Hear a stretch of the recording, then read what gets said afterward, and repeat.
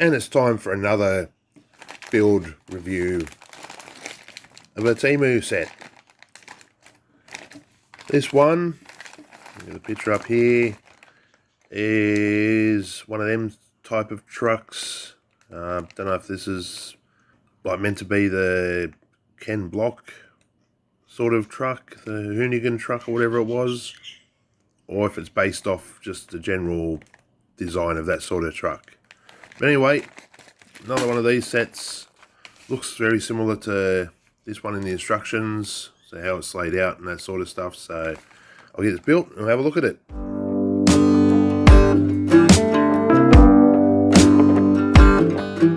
And here's the truck all finished. And for the first time, there wasn't a part missing, but there was a wrong part. You can probably see it here. This door is, I can get it open, backwards, because they sent two of the same door. So this side's right, the other side was the same side as this, so it doesn't matter that much because it's all black, so it's hardly noticeable. But overall, it looks pretty nice. But it is, once again, very flimsy. This back bit here is just held on by the roof, which is held on by the two side pillars, and that's it. There's nothing actually in the middle to support it apart from the chair. The other big disappointment about this one, even though it sort of looks the right, size to have a minifigure in that, I can't get them to fit in there because the roof's just not high enough. So I'll get him in there and show you how it looks with a minifig in there. So I'm sort of trying to work out the best way to show this, and you can see it from here. He pressed down the driver's seat, but his head is a good couple of, not bricks, a couple of plates away from being able to go on, because the roof literally goes on there and it ain't going. And I even tried removing the seat. Get back out of here. So as I was saying, so I tried removing the seat, and even then it still was like a plate. Wouldn't need another plate on top of everything.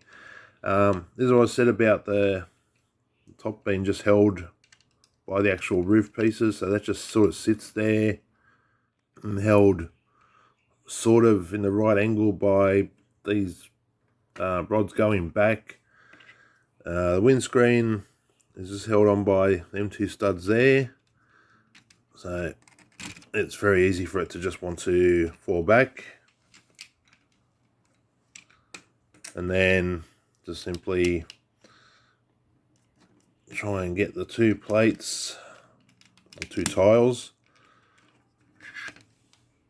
to join on and hold everything together.